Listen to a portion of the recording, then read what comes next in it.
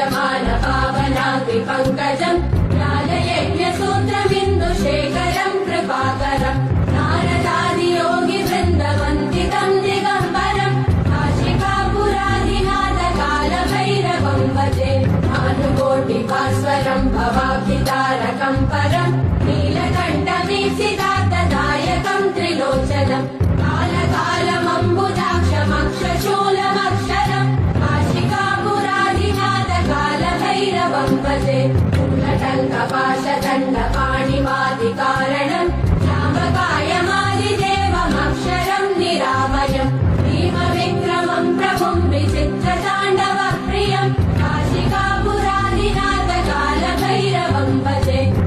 मुक्तिदायकम् प्रशस्तचारुविग्रहम् भक्तवत्सलम् स्थितम् समस्तलोकविग्रहम्